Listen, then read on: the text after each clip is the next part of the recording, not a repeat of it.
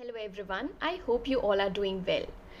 First of all, I'm going to start this chapter of democracy by asking you a question. You have all must have heard that India is a democratic country, right? India is a democratic country, लेकिन वो democratic form of government क्या होती है? What is democracy? Why it is important? Today we are going to cover each and every detail about the democracy. इस chapter के ख़त्म होते तक आपको ये चीज़ें पता चल जाएंगी कि डेमोक्रेसी क्या होती है, क्या नहीं होती है, डेमोक्रेसी क्यों ज़रूरी है। हमें पता है कि 1947 में इंडिया आज़ाद हुआ था। इंडिया एक डेमोक्रेटिक कंट्री है, लेकिन क्या ये शुरुआत से ही डेमोक्रेटिक कंट्री है? जी नहीं। 1947 में जब हमारा देश आज़ाद हुआ था तब ब्रिटिशर्स का राज था, तब तक इंडिया में ब्रिटिशर्स का राज था। और जब ब्रिटिशर्स हमारे ऊपर रूल कर रहे थे तब डिसीजन मेकिंग पावर जो है वो लोगों के पास नहीं थी, इसलिए हम इंडिया को डेमोक्रेटिक कंट्री नहीं बोल सकते थे। अब यहाँ पर आगे एक बात आती है कि 1947 में हमारा देश आज़ाद हुआ, साथ में बहुत सारे देश जो थे जैसे कि चाइना भी है, वो भी उसी टाइम पर उसको भी इंडिपेंडेंस मिली। बट क्या वो डेमोक्रेटिक गवर्नमेंट है या नहीं है, ये सारी चीज़ों का आंसर आपको मिल जाएगा इस चैप्टर के ख़त्म होते तक। ख़त्म होने से पहले पहले इन सारी चीज़ों में आपको क्लैरिटी आ जाएगी। चलिए स्टार्ट करते हैं और देखते हैं इस चैप्टर में बेसिक हम ब्रॉड पर्सपेक्टिव पहले देख लेते हैं with the birds eye view कि डेमोक्रेसी होती क्या है, क्या क्या चीज़ें हम इसमें कवर करने वाले हैं। So we are going to cover what is democracy, इसके फीचर्स क्या क्या हैं, जैसे कि मेजर डिसीजंस जो होते हैं वो इलेक्टेड लीडर्स लेते हैं। अब ये इलेक्टेड लीडर्स कौन होते हैं हम इनके बारे में जानेंगे। Free and fair electoral competition, हम वर्ड इलेक्टोरल कंपटीशन के बारे में समझेंगे, फ्री एंड फेयर वर्ड के बारे में समझेंगे। One person one vote one value, इसके बारे में हम डिटेल में जानेंगे, जैसा कि जो हमारी कंट्री फॉलो करती है और बाकी कंट्रीज़ में जो होता है वो सारी चीज़ें हम इसमें डिटेल में समझेंगे। Rule of law and respect of rights, respect of rights मतलब जो बेसिक राइट्स होते हैं वो सिटीजन्स के, उसके बारे में हम डिटेल में समझेंगे। समरी डेफिनेशन देखेंगे and most importantly Y democracy is important, क्योंकि डेमोक्रेसी की वैसे तो बहुत सारे फीचर्स अच्छे हैं, लेकिन कुछ चीज़ें ऐसी होती हैं जो नेगेटिव भी होती है और हमें वो भी चीज़ें लेकर चलनी है, वो चीज़ें भी हमें पता होनी चाहिए। Y democracy is important and positive and negative impacts of it. इसके बाद हम एक ब्रॉडर मीनिंग देखेंगे कि डेमोक्रेसी की एक जो ब्रॉडर मीनिंग है। So what is democracy? First of all, we'll see the definition. Basic definition. Democracy is a form of government in which rulers are elected by the people. अब इस definition से हमें ये पता चलता है कि एक तो पहला गवर्नमेंट होती है, एक डेमोक्रेसी जो है एक टाइप की गवर्नमेंट है। दूसरा ये कि एक जो रूलर्स होते हैं वो इलेक्टेड बाय द पीपल होते हैं, जो लोग होते हैं, जो जनता होती है वो ही गवर्नमेंट अपनी सरकार चुनती है। अच्छा, इस डेफिनेशन से हम ये पता लगा सकते हैं कि कौन सी कंट्री जो है वो डेमोक्रेटिक है, कौन सी नहीं है। But this definition is not adequate in itself. वो कैसे, ये भी चीज़ें हम आगे समझेंगे। See it reminds us that democracy is people's rule, लोगों का रूल है। लेकिन अगर हम इस डेफिनेशन के हिसाब से चलेंगे तो हमें ये समझ में आएगा कि हर सरकार जो है, every government that holds an election is a democracy, पर ऐसा नहीं है। Let me explain. चाइना में भी सरकार होती है, चाइना में भी इलेक्शंस होते हैं, but we can not call it democracy because there are set of people, जो गवर्नमेंट जो एग्जिस्टिंग गवर्नमेंट होती है उनके द्वारा वो लोग ऑलरेडी चुने जा चुके होते हैं और उसी में से ही जनता को डिसाइड करना होता है कि इनमें से आप सरकार किसकी बनने वाली है और कौन जो है वो इलेक्ट होके जाएंगे। बट इंडिया में ऐसा नहीं होता है। In India, any person from any caste, creed, race, gender or religion is allowed to stand for the election. आप किसी भी जाति के हों, किसी भी धर्म के हों, आप इलेक्शन में खड़े हो सकते हैं और आप अपनी एक पॉलिटिकल पार्टी बना सकते हैं और आप इलेक्शन लड़ सकते हैं। That is where we are differentiated and we are considered as a democratic government. Okay? Democracy इतनी चीज़ें समझ में आ गई। आगे चलते हैं और आगे इसको और डिटेल में देखते हैं। So here we need to carefully distinguish between a government that is democracy and the other one which pretends to have one. Okay, so we need to carefully distinguish कि जो डेमोक्रेटिक गवर्नमेंट अपने आप को जो country democratic बोल रही है उसमें, और जो कंट्री बोल रही है लेकिन सिर्फ प्रिटेंड कर रही है, जैसे कि हमें एग्जांपल दिया चाइना और इंडिया का, तो उसमें अगर हम देखें तो क्या होता है कि इस डेफिनेशन के हिसाब से democracy is a form of government जिसमें कि rulers elected by the people. Okay, इतनी चीज़ें समझ में आ गई हमें, लेकिन क्या सच में जनता का रूल है वहाँ पर, जनता के बारे में सोचा जाता है? क्योंकि कई ऐसी एग्जाम्पल अगर हम लें तो पता चलता है कि जब चाइना में रूल होता है तो वहाँ पर सरकार इतनी अथॉरिटेटिव है कि अगर उसे किसी चीज़ के लिए परमिशन निकालनी हो तो वो जनता से ज़्यादा सलाह मशवरा नहीं करती है, वो अपने रूल्स बना देती हैं, बाद में वो जनता को एनी हाउ फॉलो करने होते हैं।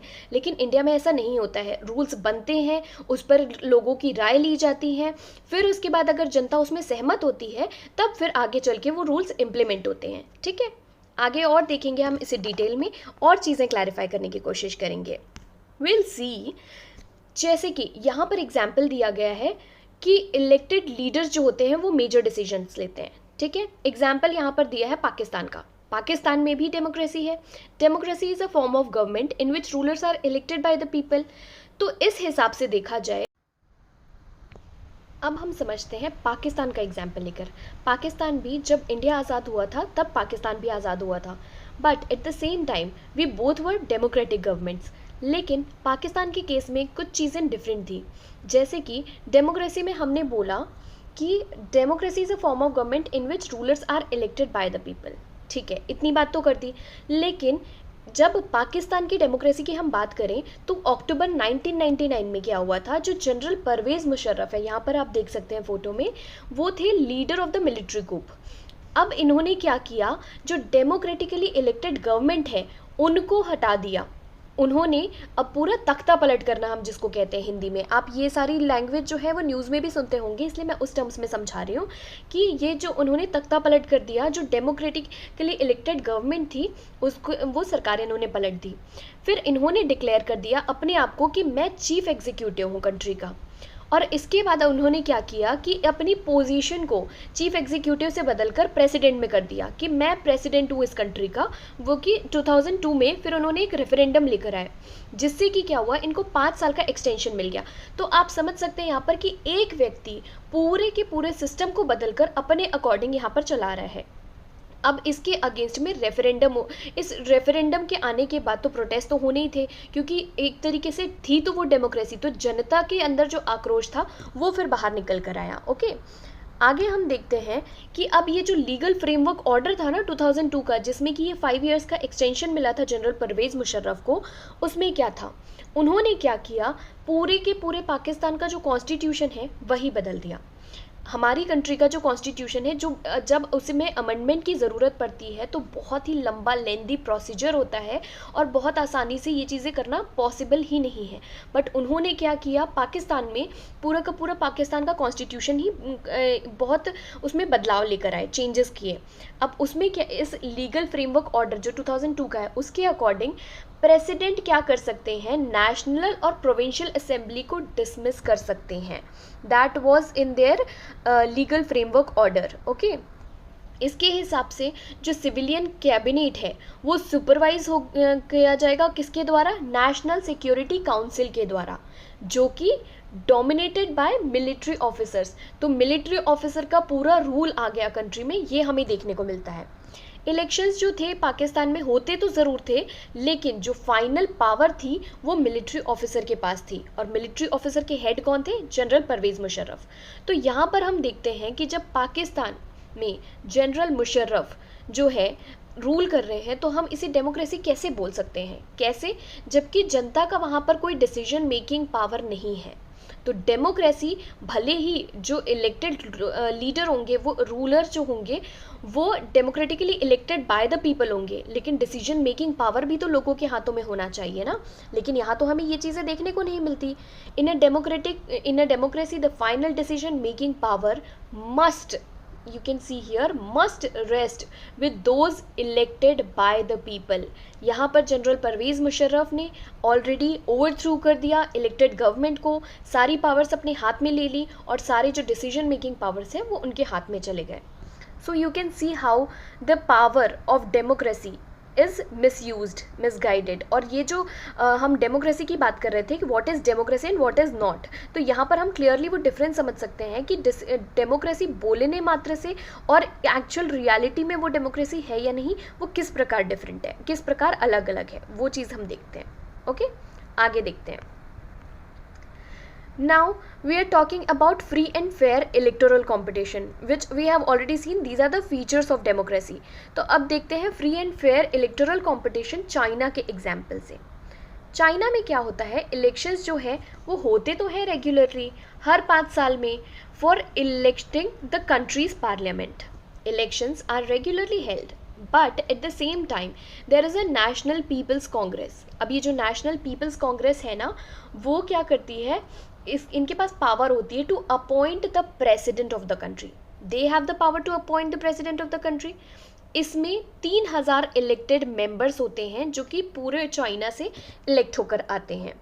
But before contesting election, this is a very important point, कि ये जो कैंडिडेट्स होते हैं उनको चाइनीज़ कम्युनिस्ट पार्टी के अप्रूवल की ज़रूरत होती है। जबकि अगर हम इसमें इंडिया का एग्जाम्पल देखें, कोई भी व्यक्ति, हर व्यक्ति किसी भी कास्ट, क्रीड, जाति या लिंग का हो, उसे आज़ादी होती है अपने दम पर इलेक्शन लड़ने की, उसे किसी से परमिशन लेने की ज़रूरत नहीं होती। हाँ, ऑफिशियल परमिशंस होती हैं, लेकिन ऐसा डोमिनेशन नहीं है कि वन पार्टी रूल है कि ये पार्टी अगर बोलेगी तो ही आप इलेक्शन लड़ेंगे, वरना आपको इजाज़त नहीं है। ये चीज़ें नहीं होती हैं, ठीक है। Only those who are members of the Chinese communist party, only those who are members of Chinese Communist Party, 8 smaller parties जो कि allied to it, who are allied to it, were allowed to contest the elections held in 2002 and 3।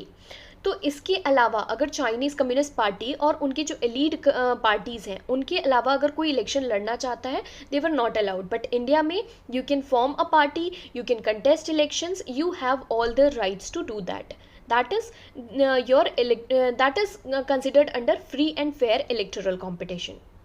Government is always formed by the Communist Party in China. That is why the major role comes कि जहाँ democracy है और जहाँ democracy वो pretend कर रहे हैं कि वो है, तो free and fair electoral competition is very important point in that.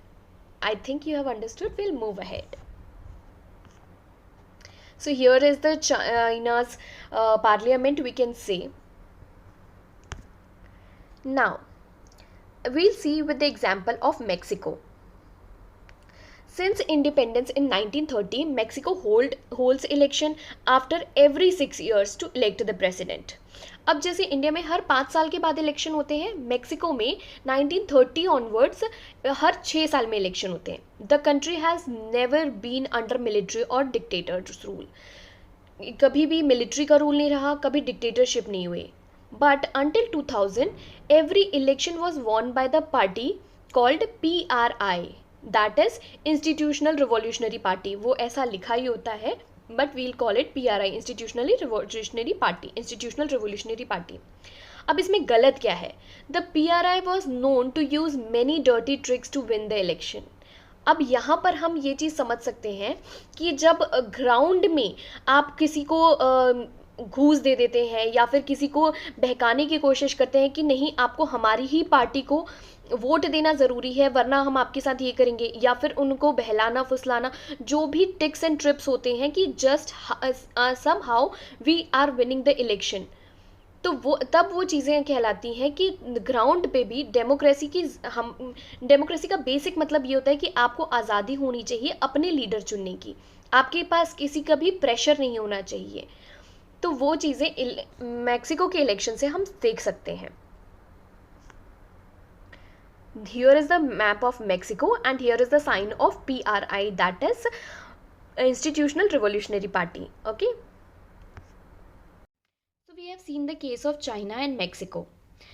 तो इन दोनों के इलेक्शन पैटर्न को देखते हुए क्या हम बोल सकते हैं कि वहाँ की जो जनता है वो अपने रूलर सिलेक्ट कर रही है? Because in case of China, if we see, they are putting apple and oranges in front of you and they are saying that you only have these two options और इन्हीं दो में से आपको एक सिलेक्ट करना है। At the same time, when we see the case of Mexico, what they are doing is they are putting just apple in front of you, और आपको कह रहे हैं कि एप्पल जो है बस वही आपको पसंद करना है और वही दोबारा सिलेक्ट करना है, आपके पास और कोई चॉइस ही नहीं है। इसलिए क्या हो रहा है, 70 सालों से मेक्सिको में सेम पार्टी रूल कर रही है, PRI जो हमने देखा था, इंस्टीट्यूशनल रिवोल्यूशनरी पार्टी। और वहीं चाइना में क्या हो रहा है कि हर किसी को, जिस चाइनीज़ कम्युनिस्ट पार्टी के जो और उसकी एलीट पावर हैं उनसे परमिशन लेनी होती है before fighting the election. Okay, so that we have seen already. So what we can conclude from here, अब यहाँ बात हो रही है कि a democracy must be based on free and fair election, that is a very important feature of democracy. जहाँ पर जो करेंटली पावर में है पार्टी, उनको भी उतने ही फेयर चांसेस होने चाहिए कि वो भी अपनी सत्ता छोड़ें और अगले को मौका दें to govern the country. Okay, so democracy must be based on free and fair election where those currently in power have a fair chance of losing. इतना हमें समझ में आता है, and then we continue ahead. अगला feature है democracy का, 1 person 1 vote 1 value.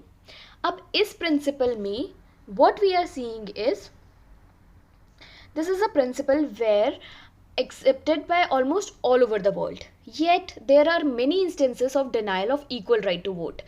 जैसे कि अभी अगर हम बोलें 1 पर्सन 1 वोट 1 वैल्यू, इसका मतलब ये होता है कि आप किसी भी जाति से हों, किसी भी रिलीजन, किसी भी धर्म, किसी भी जाति, कास्ट, क्लास, क्रीड और जेंडर, आपको आपके जो वोट हैं वो इक्वल ही होंगे। सबको एक समान वोटिंग का अधिकार है, आपके वोट की कीमत एक ही होगी, किसी को कम या किसी को ज़्यादा नहीं होगी। यहाँ पर एग्जाम्पल के साथ देखते हैं, 2015 तक सऊदी अरेबिया में विमेन को वोटिंग राइट नहीं थे। और इंडिया में आपको पता है कि इंडिया में 1947 में जब हमारा देश आज़ाद हुआ, तभी हमारे देश के जो नेता थे उन नेताओं ने तय कर लिया था कि हमारे देश में सभी को, चाहे महिला हो चाहे पुरुष हो, सभी को समान वोट का अधिकार होगा। ठीक है, आगे देखते हैं। एस्टोनिया में सिटीजनशिप रूल है। उसमें क्या होता है कि जो रशियन माइनॉरिटी है उनको बहुत ही मुश्किल होती है वोटिंग राइट के लिए। अब देखते हैं एस्टोनिया जो कंट्री है वो यहाँ पर देख सकते हैं आप कि ये जो रशिया का बॉर्डर है वो शेयर करती है। तो कई लोग जो है यहाँ से माइग्रेट होकर आए होंगे और रशियंस जो है तो वो रशियन ओरिजिन के होंगे, तो उनको वोटिंग राइट्स अभी तक प्रॉपरली नहीं मिले हैं, ये बोल रहे हैं। अगला देखते हैं, फिजी जो कंट्री है वहाँ का जो इलेक्टोरल सिस्टम है is such that vote of indigenous Fiji has more value than that of the Indian Fijians. उनकी वोट की ज़्यादा वैल्यू है, but in a democracy that should not be the case. 1 person 1 vote 1 value is such that you belong to any caste, class, race, religion, gender or anything, that should not be a matter of discrimination. Okay, democracy is based on one fundamental principle of political equality. Political equality जिसमें कि each adult, अब adult की definition क्या होती है, any person who is above the age of 18, any person who is above the age of 18 is an adult citizen must have 1 vote, each vote must have 1 value. Okay, इतनी चीज़ें हमें समझ में आती हैं, and that is the case in our country as well. Okay, now we'll see another feature of democracy. This talks about the rule of law and respect for the rights.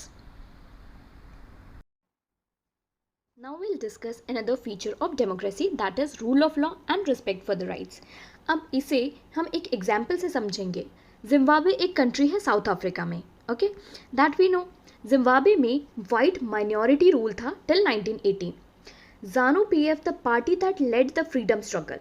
ज़ानू PF एक political party थी जिन्होंने freedom struggle में बहुत बड़ा important part play किया। उसके एक popular leader थे Robert Mugabe, ruled the country since independence. अब इन्होंने फ्रीडम स्ट्रगल में सबसे इम्पॉर्टेंट भूमिका निभाई, उसके भी ये पॉपुलर लीडर थे। तो अब जाहिर सी बात है कि इंडिपेंडेंस के बाद, आज़ादी के बाद सब लोग यही सोचते हैं कि ये हमें आज़ादी दिलाएं तो हमारे ऊपर रूल भी यही करेंगे।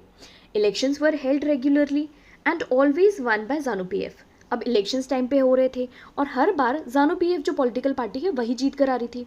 अच्छा, सब सही चल रहा था तो फिर प्रॉब्लम क्या थी, चलिए डिस्कस कर लेते हैं। The president Mugabe was a popular leader but also used unfair practices in the election. अब प्रेसिडेंट मुगाबे जो थे वो इलेक्शन के टाइम पे कुछ अनफेयर प्रैक्टिसेस किया करते थे. क्या थी वो चीज़ें, वो हम डिस्कस कर लेते हैं. His government changed the constitution several times to increase the power of the president and make him less accountable. अब क्या किया इन्होंने, कॉन्स्टिट्यूशन ही कई बार इस तरीके से बदल दिया कि पावर्स तो इनके पास हों लेकिन इनके पास जिम्मेदारी ना हो, उनको कोई अकाउंटेबल ना ठहराए किसी भी काम के लिए. अगर काम हो रहे हैं तो ठीक है, नहीं हो रहे हैं तो भी ठीक है. Opposition party workers were harassed and their meetings were disturbed. अगर ऑपोजिशन पार्टी जो है वो एग्जिस्ट करती थी तो उनकी मीटिंग्स को डिसरप्ट किया जाता था और उनको हरास किया जाता था. Public protest and demonstration against the government were declared illegal. अब पब्लिक प्रोटेस्ट वगैरह जो होते थे और जो डेमोन्स्ट्रेशन, क्योंकि कई बार क्या होता है जब एक ही पार्टी रूल करने लग जाती है या एक ही इंसान जो है वो बार बार इलेक्ट होके आता है तो थोड़ी चीज़ें क्या हो जाती है, मोनोपोली हो जाती है, अथॉरिटी ज़्यादा बढ़ जाती है. तब जो अपोजिशन पार्टी की जो आवाज़ उठती है, पब्लिक प्रोटेस्ट होते हैं, डेमोन्स्ट्रेशंस होते हैं, उनको जो है गवर्नमेंट जो है इलीगल ठहराने लग जाती है. अब इलीगल इसलिए ठहराती है क्योंकि उनका ये मानना हो जाता है कि हम जो है जो रूल कर रहे हैं वो बिल्कुल सही चल रहे हैं और जो बाकी चीज़ें हैं, माइनॉरिटी की जो आवाज़ है वो दबाई जाती है. Television and radio were controlled by the government. Television और रेडियो जो है गवर्नमेंट कंट्रोल करने लग गई and gave only the ruling parties version. और सारी जो रूलिंग पार्टी का जो वर्जन है सिर्फ वही बताने लग गई. तो एक तरीके से हम इसे कह सकते हैं कि जो जनता का माइंड है अगर उसको ब्रेन वॉश करना है तो ये सबसे अच्छा तरीका होता है कि टेलीविज़न और रेडियो को कंट्रोल कर लिया जाए. और गवर्नमेंट वही कर रही थी. रूलिंग पार्टी जो है वो जनता तक अपनी ही बातें पहुंचाती थी और ऑपोजिशन पार्टी जो है उनकी बातें पहुंचने नहीं देती थी. Government ignored some court judgments that went against it and pressurized judges. Robert Mugabe was forced out of the office in 2017. फिर गवर्नमेंट ने कई ऐसे कोर्ट के डिसीजंस थे, जजमेंट्स थे जिनको उन्होंने नहीं माना और जजेस को प्रेशराइज भी किया. तो फिर बाद में इन सब चीज़ों से तंग आकर रॉबर्ट मुगाबे को फाइनली ऑफिस से बाहर कर दिया गया 2017 में. ओके तो इससे हम क्या देखते हैं कि जो पर्टिकुलर फीचर था rule of law, respect for the rights, that were not there. Rule of law मतलब ये क्या होता है कि जब हम कॉन्स्टिट्यूशन बनाते हैं, जब हमने अपनी कंट्री का कॉन्स्टिट्यूशन बनाया तो उसमें सबसे इम्पॉर्टेंट बात ये थी कि हम जो है रूल के हिसाब से चलेंगे, ना कि कोई पॉलिटिकल पार्टी आएगी और वो रूल करेगी और हम उसके हिसाब से चलेंगे. हमारे लिए हमारा जो कॉन्स्टिट्यूशन कहता है वो सबसे सर्वोच्च है, वो सबसे सर्वोपरि है. ठीक है. और रिस्पेक्ट फॉर द राइट्स की अगर बात करें तो चाहे वो ऑपोजिशन पार्टी ही क्यों ना हो या फिर माइनॉरिटीज़ के प्रोटेस्ट क्यों ना हो या फिर ये जो पब्लिक प्रोटेस्ट और डेमोन्स्ट्रेशन की बात हम करते हैं, पब्लिक प्रोटेस्ट और डेमोन्स्ट्रेशन इनको भी उतनी ही अहमियत दी जानी चाहिए. That is called respect for the rights. Okay आगे बात करते हैं. अब एग्जाम्पल से हम जिम्बाब्वे के एग्जाम्पल से क्या सीखते हैं.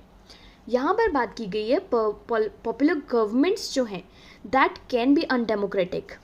How we have already seen कि फ्री एंड फेयर इलेक्शंस नहीं होते हैं, ऑपोजिशन की आवाज़ दबाई जाती है और जो प्रोटेस्ट होते हैं लोगों के उसे भी नहीं सुना जाता. इवन कोर्ट के जो जजमेंट हैं उसे भी नकार दिया गया था. तो पॉपुलर गवर्नमेंट जो है वो भी अनडेमोक्रेटिक हो सकती हैं. That is the learning from the Zimbabwe's case. Popular leader can be autocratic as well. We have seen the case of Mugabe. He became slowly an autocratic ruler. Okay? क्योंकि इसलिए भी बोल सकते हैं हम क्योंकि इन्होंने कॉन्स्टिट्यूशन को कुछ इस तरीके से बदला कि उनके पास पावर्स तो होंगी बट उनको अकाउंटेबल कोई नहीं ठहरा सकता, उनसे सवाल जवाब करने वाला कोई नहीं है. Okay Now we can also see that it is important to look at the elections, but it is also equally important to look before and after the election. ठीक है, आपने हर 5 साल में इलेक्शंस तो करवाए लेकिन क्या वो इलेक्शंस फ्री एंड फेयर थे? क्या वो with in the limits of the constitution थे? क्या वो रूल ऑफ लॉ के अकॉर्डिंग थे? क्या वो सभी के राइट्स को रिस्पेक्ट कर रहे थे? ये सारी चीज़ें हमें समझना बहुत ज़रूरी है. A democratic government rules within the limits set by the constitutional law and citizens right. तो ये चीज़ एक डेमोक्रेटिक फॉर्म ऑफ गवर्नमेंट के लिए काफ़ी ज़्यादा इंपॉर्टेंट हो जाती है. Okay good to go. we'll see now quickly revise all the features of democracy we have studied till now. एक समरी डेफिनेशन देख लेते हैं जितने भी फीचर्स है डेमोक्रेसी के अभी तक हमने पढ़े. बेसिक डेफिनेशन से स्टार्ट करते हैं, जैसे कि democracy is a form of government in which rulers are elected by the people. अब इसमें क्या होता है कि जो लोकतंत्र हम कहते हैं, लोगों का जो राज होता है उसे कहते हैं डेमोक्रेसी. एक ऐसी गवर्नमेंट जहाँ पर जनता जो है वो अपने रूलर्स को चुनती है. Rulers elected by the people take all the major decisions. जैसे कि हमने पाकिस्तान का एक एग्जाम्पल देखा था, जनरल परवेज़ मुशर्रफ जो हैं वो कंट्री के लीडर बन जाते हैं, जबकि वो जनता के द्वारा इलेक्टेड भी नहीं होते हैं और उनके जो डिसीजंस हैं वो अपने आप से लेते हैं और वो अकाउंटेबल भी नहीं होते हैं उस चीज़ के लिए. Will see here, general Pervez Musharraf की हमने बात की थी. उन्होंने डेमोक्रेटिक के लिए इलेक्टेड गवर्नमेंट को उखाड़ फेंका था और उसके बाद उन्होंने एक रेफरेंडम कराया कंट्री में, जिसमें कि उन्हें 5 साल का एक्सटेंशन मिल गया. उसके बाद हाँ भले ही प्रोटेस्ट हुए थे उस रेफरेंडम के अगेंस्ट. ओके, अब अगला फीचर हमने देखा था कि free and fair competition, free and fair electoral competition. यहाँ पर हमने बात की थी चाइना की, जहाँ पर हर 5 साल में इलेक्शन तो होते हैं, पर भाई लोगों को हर एक जनता को अपने ही रूलर इलेक्ट करने का अधिकार उतना क्लियरली नहीं मिला हुआ था. जो चॉइसेस थी जो लोगों की, वो भी डिसाइड कौन करता था? चाइनीज़ कम्युनिस्ट पार्टी करती थी. फिर हमने मैक्सिको का केस देखा था, जहाँ पर हमने बात की थी कि एक ही पार्टी बार बार रूल में आ रही थी और इसमें यहाँ पर हमने एक इम्पॉर्टेंट बात कही थी कि it is very important that a democracy must be based on free and fair election where those currently in power have fair chance of losing election. Okay, कि जो पार्टी रूल में बैठी हुई है, ऐसा ना हो कि भाई आप एक जगह गद्दी बिछाकर बैठ गए और आप अपने वहाँ से हिलने का नाम नहीं ले रहे हो. दूसरी पार्टी को भी उतना ही बराबर से मौका मिलना चाहिए जनता को सर्व करने का, और आप अगर हार गए हैं तो बाकायदा इज्जत से अपनी कुर्सी छोड़ दें. तो डेमोक्रेसी में क्या होना चाहिए? फ्री एंड फेयर इलेक्शन, जहाँ पर जो पावर में है वो भी हारने की उनके पास एक वो रहनी चाहिए कि फेयर चांस रहना चाहिए कि वो भी इलेक्शन हार सकते हैं. ऐसा ना हो कि अपने ही इतना सत्ता मजबूत कर लें कि इतना इन्फ्लुएंस कर दें लोगों को कि वो दूसरी पार्टी को आने ही ना दें. ठीक है. फिर हमने बात की थी 1 पर्सन 1 वोट 1 वैल्यू की. जो आप किसी भी कास्ट, क्लास, क्रीड, जेंडर, किसी भी जाति से बिलोंग करते हो, आपको आपके वोट का एक अधिकार होगा. हमने बात की थी कि सऊदी अरेबिया में आज 2015 तक महिलाओं को वोट करने की आज़ादी नहीं थी. एस्टोनिया की बात की थी, जहाँ पर जो रशियन ओरिजिन के माइनॉरिटीज़ हैं उनके लिए राइट्स नहीं थे वोट करने के. फ़ीजी में बात की थी कि फ़ीजी के जो इंडिजीनियस फ़ीजी हैं उनके वोट्स की वैल्यू ज़्यादा होती है और जो वहाँ के जो इंडियन फ़ीजियंस होते हैं उनकी वोट्स की वैल्यू काफ़ी कम होती हैं. तो ये 1 पर्सन 1 वोट 1 वैल्यू की बात की गई थी. तो ये कुछ ऐसे फीचर्स थे. फिर हमने बात की थी रूल ऑफ लॉ. जिम्बाब्वे का एग्जाम्पल दिया था हमने कि जहाँ पर एक रॉबर्ट मुगाबे नाम के लीडर होते थे और उन्होंने पूरे रूल ऑफ लॉ की धज्जियाँ उड़ा दी और अपने हिसाब से पूरा शासन उन्होंने कायम कर दिया. और जहाँ पर एक चीज़ बहुत इंपॉर्टेंट हमने नोट की थी, respect for rights, rights of the people, rights of the opposition. जहाँ ऑपोजिशन पार्टी के वर्कर्स हैं उनको हरास किया जाता था, मीटिंग्स उनकी डिसरप्ट की जाती थी, पब्लिक प्रोटेस्ट की आज़ादी नहीं हुई. पब्लिक प्रोटेस्ट, डेमोन्स्ट्रेशन होते थे अगेंस्ट गवर्नमेंट, वो जो थे उनको इलीगल कहलाने गए. तो ये सारे फीचर्स हमने देखे थे. ओके, ये हमने देख लिया. The exercise of this choice leads government to the limited and basic rule of the constitution and citizens right.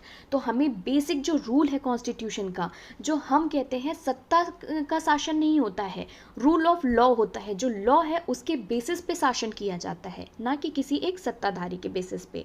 और वहीं पे सिटीजन्स के राइट्स का भी, जो हमारे नागरिक होते हैं उनके अधिकारों का भी बाकायदा ध्यान रखा जाता है.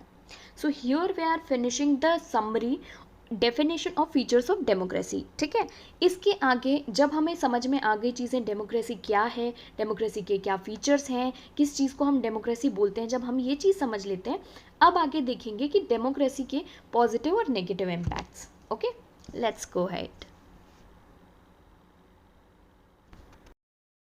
यहाँ तक अभी हमने देखा what is democracy.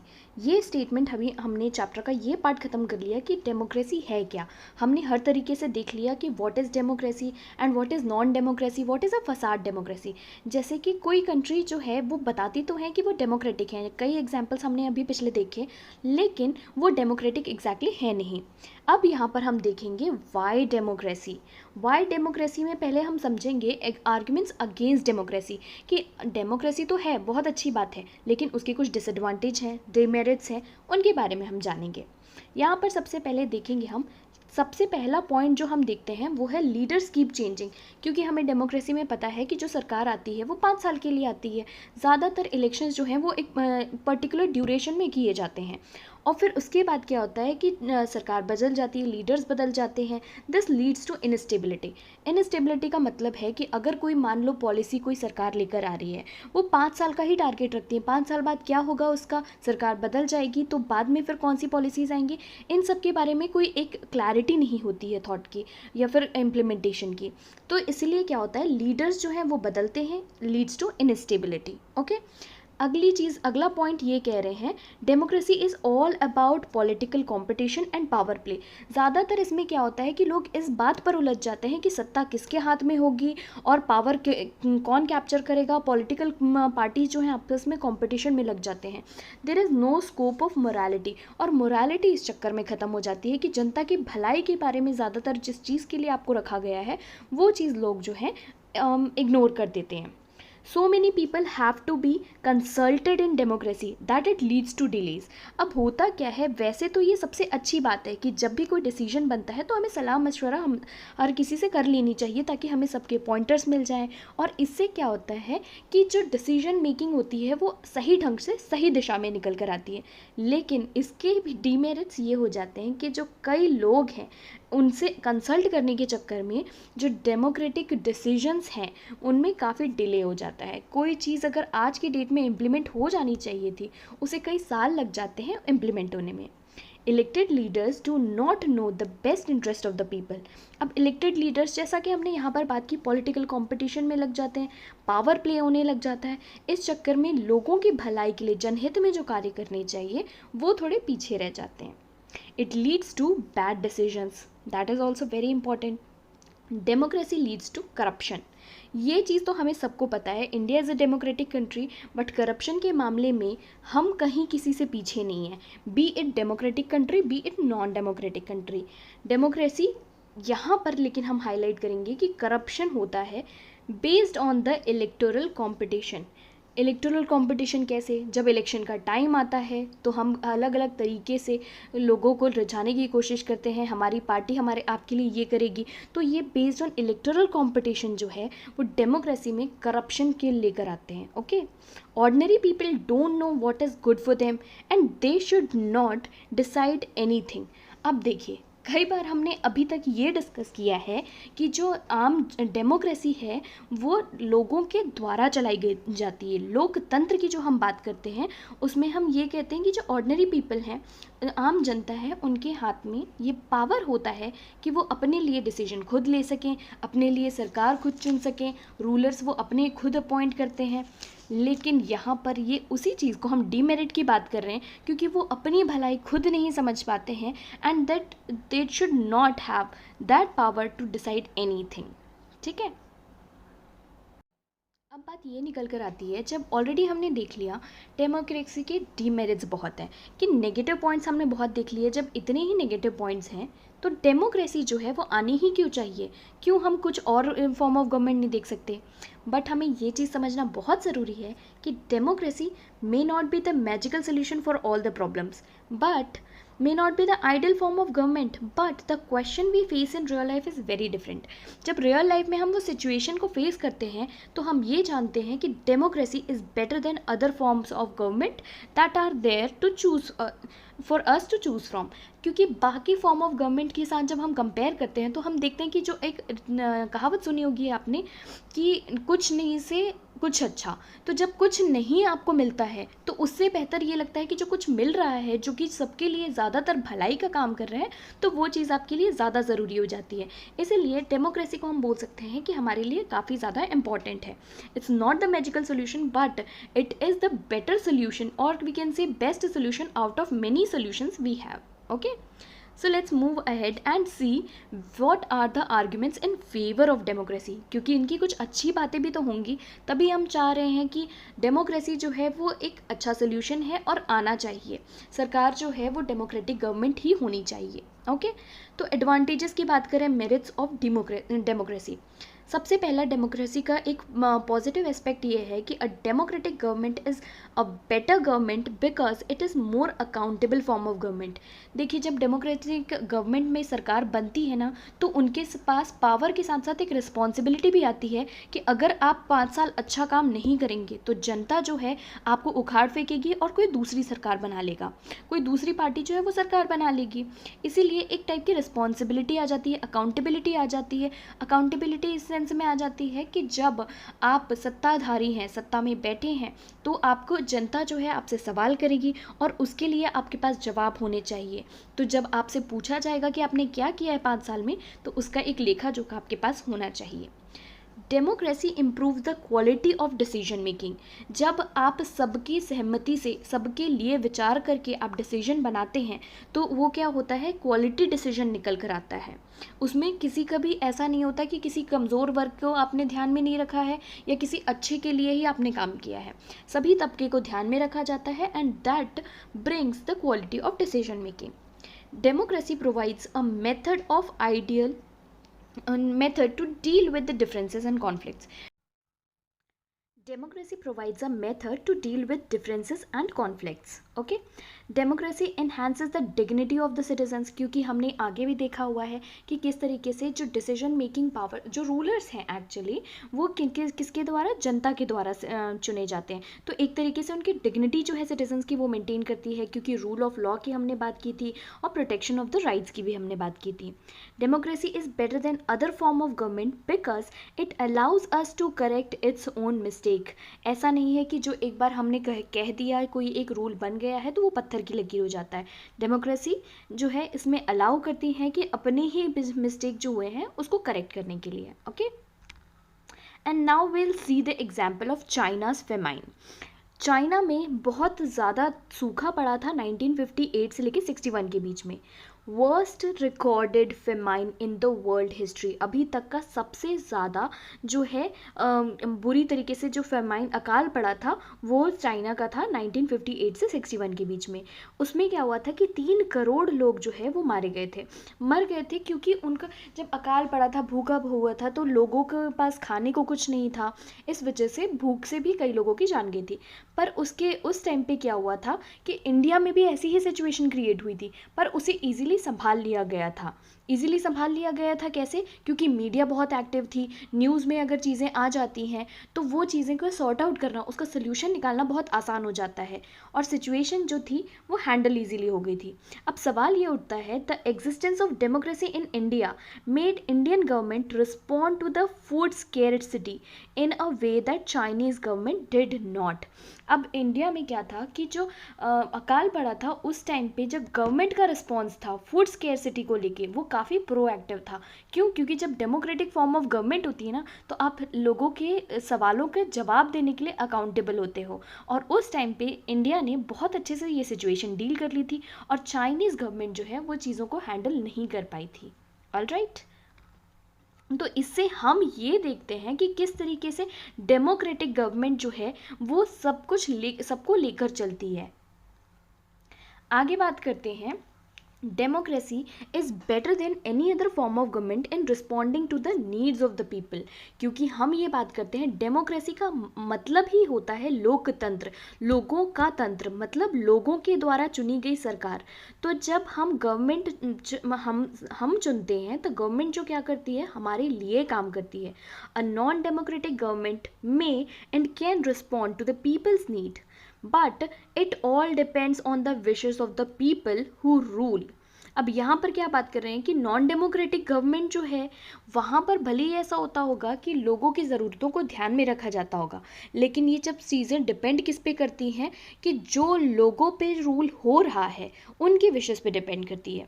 A democracy requires that rulers have to attend to the needs of the people, लेकिन डेमोक्रेसी में ये कंपलसरी है कि जिस पे रूल हो रहा है उनके मतों को लेकर चलें, उनकी सहमति हम लेकर चलें।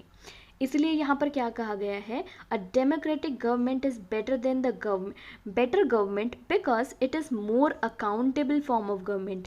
कभी भी कोई सिचुएशन से डील करना होता है तो वो अकाउंटेबल रहती हैं, वो आपकी जवाबदेही के लिए जिम्मेदार होती हैं। That's why it is called the democratic form of government is better government than any other form of government. ये हमने देखा, डेमोक्रेसी के फ़ायदे हमने देखे। आगे देखते हैं, democracy is based on consultation and discussion. ये बहुत इंपॉर्टेंट पॉइंट है इसका, क्योंकि a number of people put in their heads together, they are able to point out the possible mistakes in any decision.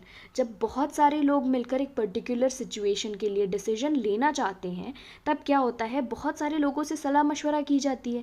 अब जितने ज़्यादा ओपिनियन होंगे उतने ही ज़्यादा पॉजिटिव चीज़ें डिस्कस होंगी और उतनी ही ज़्यादा नेगेटिव चीज़ें में डिस्कस होंगी।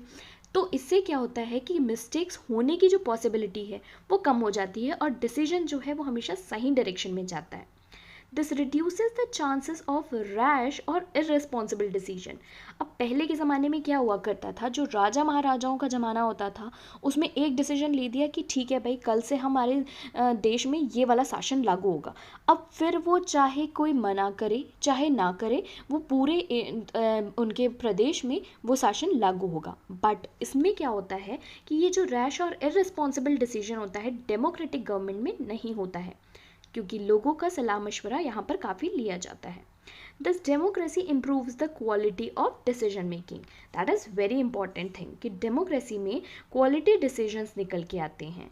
ऑल राइट, आगे बात करते हैं, डेमोक्रेसी जो है वो डाइवर्सिटी को लेकर चलती है, differences of opinions and interest. At times this can lead to conflicts. अब देखिए, जैसा हम बोलते हैं ना कि ये 4 बर्तन अगर घर पे हैं तो वो खटकते हैं, तो यहाँ पर वो बात की जा रही है कि जब डिफरेंसेस होते हैं ओपिनियंस में, दूसरों के लोगों के अलग अलग इंटरेस्ट होते हैं, तो ये एक कॉन्फ्लिक्ट का भी कारण बन जाता है। How do we resolve such conflicts? ये 2 तरीके हैं, या तो एक डेमोक्रेटिक फॉर्म ऑफ अगर हम डिसीजन कॉन्फ्लिक्ट रिजॉल्व करने की सोचें, दूसरा पावरफुल ग्रुप्स जो होते हैं they can suppress the less powerful and dominate. अब कुछ पावरफुल ग्रुप होंगे वो लेस पावरफुल को डोमिनेट करने की कोशिश करेंगे, उससे क्या होगा, रिजेंटमेंट होगा और अनहैप्पीनेस होगी। लोगों को ये रहेगा कि किसी न किसी चीज़ के लिए कंप्लेंट रहेगी और कोई खुश नहीं रहेगा।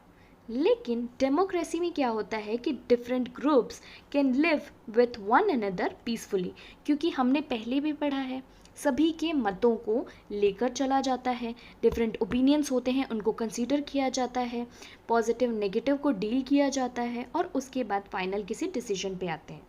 तो हम यहाँ पर कह सकते हैं कि democracy provides a method to deal with differences and conflict. All right, let's move ahead. Democracy.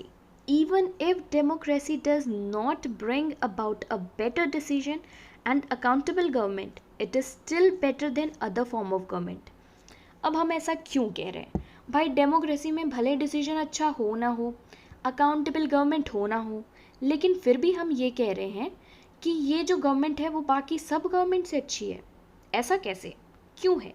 Because it does a lot to citizens. ये सिटीजन्स को ध्यान में रख के सारी चीज़ें करती है, ये काफ़ी कुछ करती है सिटीजन्स के लिए। कैसे? Democracy is based on the principle of political equality, on recognition that the poorest and the least educated has the same status as the rich and educated. इसका क्या मतलब हुआ? ये काफ़ी इम्पॉर्टेंट चीज़ है। देखिए, एक अगर कंट्री है तो ऐसा तो नहीं है वहाँ पर सिर्फ रिच लोग रह रहे हों, या ऐसा भी नहीं है कि वहाँ सिर्फ एक गरीब कंट्री है तो सिर्फ गरीब रह रहे हों। किसी भी एक कंट्री का हम स्टेटस चेक करेंगे तो वहाँ पर हर क्लास कास्ट, रिलीजन के लोग हमें मिल जाएंगे, जेंडर के लोग मिल जाएंगे, अलग अलग जेंडर के रोल तो लोग ऑब्वियसली रहते ही हैं। बट यहाँ पर क्या होता है कि डेमोक्रेटिक प्रिंसिपल्स क्या कहते हैं कि पॉलिटिकल इक्वालिटी होनी चाहिए। पॉलिटिकल इक्वालिटी, जैसे हमने वन वोट वन वैल्यू की बात की, कि आप किसी भी धर्म के हों, किसी भी जाति के हों या किसी भी लिंग के हों, आपको वोट करने का अधिकार है। अगर आप 18 साल से उम्र में बड़े हैं तो आपको पॉलिटिकल इक्वालिटी दी जाएगी। On recognising the poorest and the least educated, चाहे वो गरीब से गरीब तबका हो या कम पढ़ा लिखा हो। गांधी जी ने कहा था ना, अंत्योदय की बात की थी कि अंत में भी अगर कोई व्यक्ति खड़ा है, उसकी भी भलाई की बात अगर कर रहे हैं, तो वो डेमोक्रेटिक गवर्नमेंट की बात, डेमोक्रेसी का ये अहम उद्देश्य होना चाहिए। तो उनको एक ही स्टेटस में लेकर चलते हैं। ऐसा नहीं है कि रिच और एजुकेटेड लोगों के लिए अलग कानून होगा और गरीब और जो अनएजुकेटेड हैं उनके लिए अलग कानून होगा। ऐसा बिल्कुल नहीं होता है। And that is possible only in the democratic form of government. People are not subjected to a ruler, they are rulers themselves. ऐसा नहीं है कि एक पर्टिकुलर रूलर जो है वो उन पे रूल करेंगे। रूलर्स वो खुद हैं। कैसे? वो अपने डिसीजंस लेने के लिए इंडिपेंडेंट हैं, उनके राइट्स का ख्याल रखा जाता है और वो जो हैं वो अपने रूलर्स जो हैं वो खुद चुनते हैं। ठीक है, सो यहाँ पर हम बोल सकते हैं democracy enhances the dignity of citizens. This is very important point which is to be considered in a democracy. ये बहुत इंपॉर्टेंट पॉइंट है और इसमें कई सवाल भी आ सकते हैं, क्वेश्चंस भी पूछे जा सकते हैं आपके एग्जाम्स में, and that is very important point to highlight. Alright, let's move ahead. अच्छा, ये चीज़ भी है कि there is no guarantee that mistakes can not be made in democracy. ऐसा नहीं है कि डेमोक्रेसी है तो सब कुछ अच्छा ही होगा, but in democracy there is a space for public discussion on these mistakes. ऐसा नहीं है कि कोई एनार्किक गवर्नमेंट है, कोई एक पर्टिकुलर रूलर है, आज उसने घोषित कर दिया कि ठीक है, कल से जो है ये लोग फुटवेयर पहनेंगे वो गलत है। ऐसा नहीं होगा।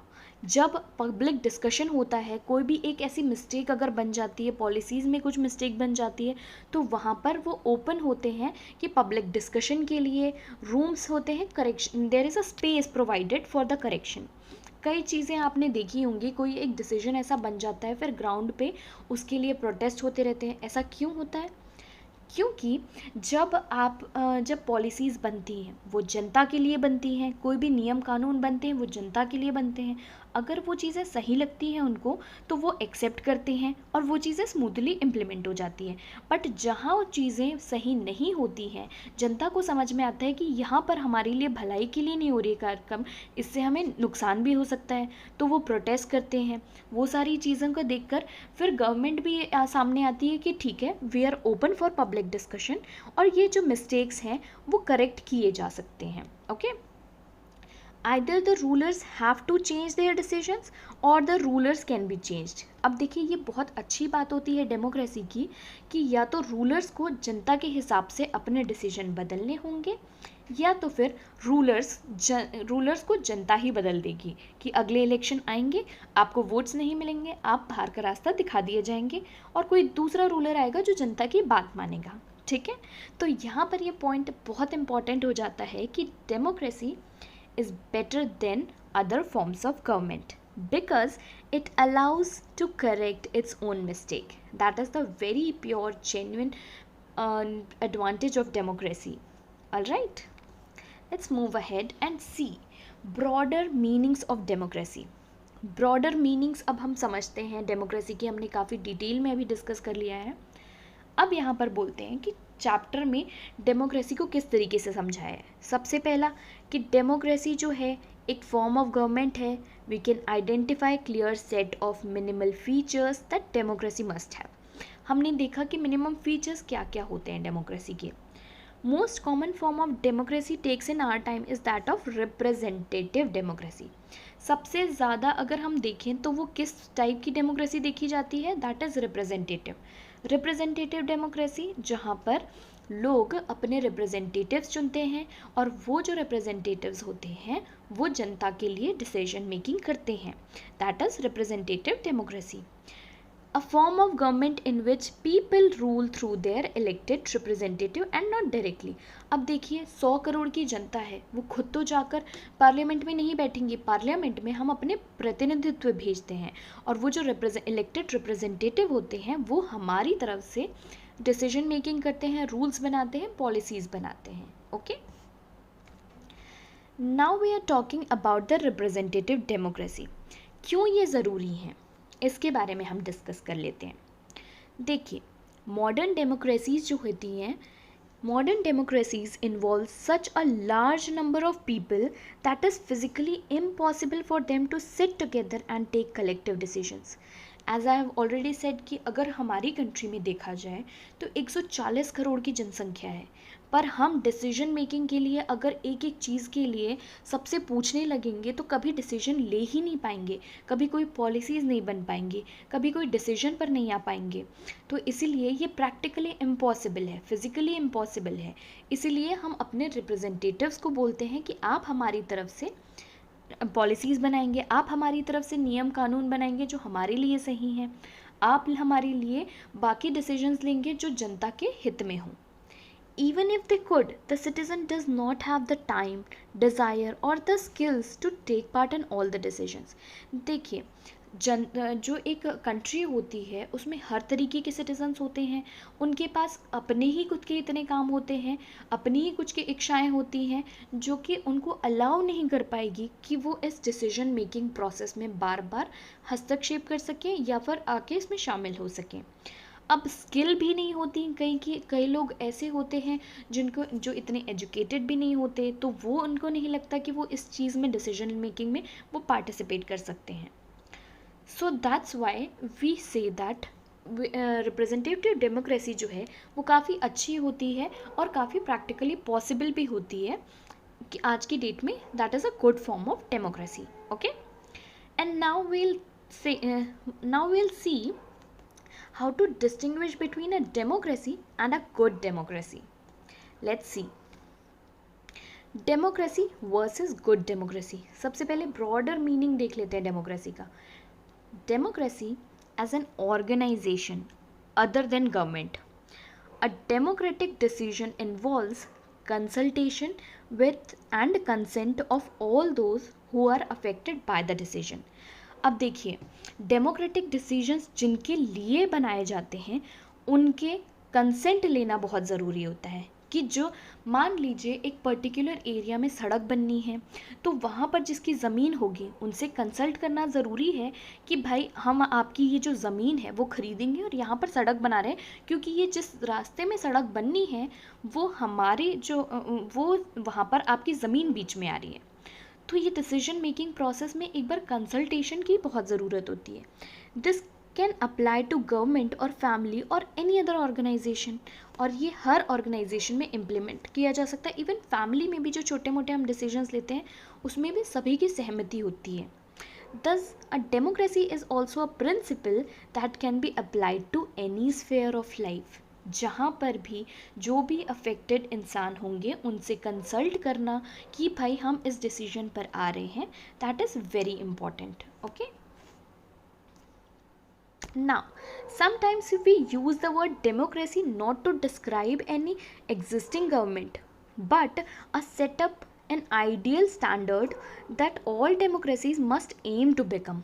कई बार क्या होता है, चीज़ें हम डेमोक्रेसी जो है वो इसलिए नहीं डिस्क्राइब कर रहे होते कि जो जैसी गवर्नमेंट है उसको बताने के लिए, बट एक आइडियल स्टैंडर्ड सेट कर देते हैं कि डेमोक्रेसी जो है अगर एग्जिस्ट कर रही हैं तो वो इस रूप में होना चाहिए. अब इस रूप की बात करें तो कैसे होता है कि जब डेमोक्रेसी की बात करें कि हाँ भाई ऐसा होना चाहिए डेमोक्रेसी में, जैसे a true democracy will come to this country only when no one goes hungry to bed. ये हमने एक स्टैंडर्ड सेट कर दिया कि भाई डेमोक्रेसी तो तब कहलाएगी जब इस देश का हर एक नागरिक जो है भूखा सोना बंद कर देगा और हर किसी के थाली में अनाज होगा और बदन पे कपड़े होंगे और हर किसी के पास एक मकान होगा. मान लीजिए हमने ये स्टैंडर्ड सेट कर दिया. It enables us to judge existing democracy and identify its weakness. इससे हम एटलीस्ट ये पता लगा लेते हैं कि जो एग्जिस्टिंग डेमोक्रेसी है वो अभी किस लेवल पर है। ये हम अभी जो चल रही है उससे उससे अलग हम एक स्टैंडर्ड सेट कर दिए हैं, फिर उसको हम मापदंड बनाकर नाप लेते हैं। It helps us to distinguish between the minimal democracy and good democracy. इसके बेसिस पे हम पता लगा सकते हैं कि ठीक है, अब ये हमने स्टैंडर्ड तो सेट कर दिया, पर कम से कम हम 80% भी अब अगर अचीव कर पाए हैं जो हमने स्टैंडर्ड सेट किया है, then also we can say that it is a good democracy. पर ऐसा है कि सिर्फ 25% ही हम अपने स्टैंडर्ड पर सेट कर पाए हैं, तब उस बेसिस पे हम क्या बोलेंगे, that is a minimal democracy. All right, now we'll say that also defines this democracy and its scope, कि किस तरीके से डेमोक्रेसी काम कर सकती है, किस लेवल पर जाकर डेमोक्रेसी जो है अपनी एक छाप छोड़ सकती है। All right, now we'll say no country is perfect democracy. कैसे? ऐसा है कि कई कंट्रीज़ जो हैं वो डेमोक्रेटिक कंट्री बताती हैं अपने आप को, बट ऐसा थोड़ी है कि हर कंट्री जो है डेमोक्रेटिक है वो काफ़ी अच्छी हो या सारी जो जनता है वहाँ की वो खुश हो। No country is a perfect democracy. How? Will see. Democracy provides only the minimum conditions. जो मिनिमम कंडीशंस होती हैं, नॉर्मल बोलचाल की भाषा में हम बोले तो कहते हैं रोटी कपड़ा मकान। May be democracy provides only minimum conditions. It requires a constant effort to save, strengthen democratic forms of decision making. इसमें constant efforts लगते हैं कि जो democratic forms है decision making का उसे save करके रख सकें. Okay? Citizens can make differences to making our country more or less democratic. Citizens जो हैं,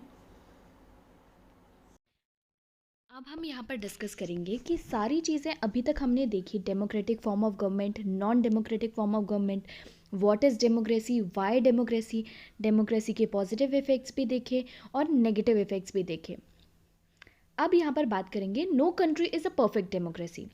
देखिए, डेमोक्रेसी क्या होती है, एक बेस ज़रूर प्रोवाइड करती है, it only provides the minimum condition कि हाँ ठीक है, ये सारी चीज़ें एक कंट्री में होगी तो वहाँ का गवर्नेंस अच्छा होगा, वहाँ के लोग जो हैं वो ज़्यादा खुश रहेंगे, क्योंकि ये सिटीजन्स के हित में बात करती है। लेकिन it requires constant efforts to save and strengthen the democratic form of decision making. Continuous efforts की ज़रूरत होती है, ये नहीं कि हाँ भाई हमारे पास डेमोक्रेसी है और उसे बनाकर छोड़ दिया। इसके लिए एफर्ट्स लगाने पड़ते हैं और स्ट्रेंथन करने के लिए डिसीजन मेकिंग पावर को। Citizens can make difference to making our country more और लेस डेमोक्रेटिक। यहाँ पर सिटीजन्स का काफ़ी ज़्यादा रोल होता है, क्योंकि जब इलेक्शन का टाइम आता है तो आपको इतना शिक्षित होना ज़रूरी है कि किस तरीके से आप वोट देंगे। कास्ट, क्लास, जेंडर, इन जाति, इन सब के आधार पर ना वोट देकर कि कौन से हमारे ज़रूरी मुद्दे हैं, जैसे शिक्षा हो गया, स्वास्थ्य हो गया, इन सबको ध्यान में रखते हुए हम अपना लीडर चुनेंगे। तो इसलिए ये बहुत ज़रूरी है कि जब हम बोल रहे हैं डेमोक्रेसी, दैट इज़ लोकतंत्र, लोगों का राज, लोगों का शासन, तो जब शासन को चुनने की बारी आती है तो सिटीजन्स को बहुत ज़रूरी है ये ध्यान में रखना चाहिए कि हम हमारे जो डेवलपमेंट के मुद्दे हैं उन्हें स्ट्रॉन्ग रखें और उनके बेसिस पे ही हम वोट करें। The fate of the country depends not just on what rulers do, but mainly on what we as a citizens do. क्योंकि हम एज अ सिटीज़न जो करेंगे वो हमारे ऊपर इम्पैक्ट करेगा, क्योंकि जब हम अपने मुद्दे जो हैं वो स्ट्रॉन्ग रखेंगे कि हमें शिक्षा चाहिए, हमें स्वास्थ्य चाहिए, हमें डेवलपमेंट चाहिए, उस बेसिस पे हम अपने रिप्रेजेंटेटिव चुनेंगे, तो जो वोटिंग का अधिकार है उसे सही तरीके से यूज़ करें तो हम अपनी कंट्री को बेहतर दिशा पर लेकर जा सकते हैं। और रूलर्स जो रूल्स बना रहे हैं, जो पॉलिसी मेकिंग कर रहे हैं, उन पे भी हम नज़र रखें, उन पे भी हम अलर्ट रहें, अवेयर रहें उसके बारे में कि जो चीज़ें हमारे हित में जा रही हैं, और आंख बंद करके किसी भी एक पर्टिकुलर पार्टी पर या फिर एक पर्टिकुलर रूलर पर भरोसा ना करें। That is where we say the fate of the country depends not just on what the rulers do, but mainly on what as we as the citizens do.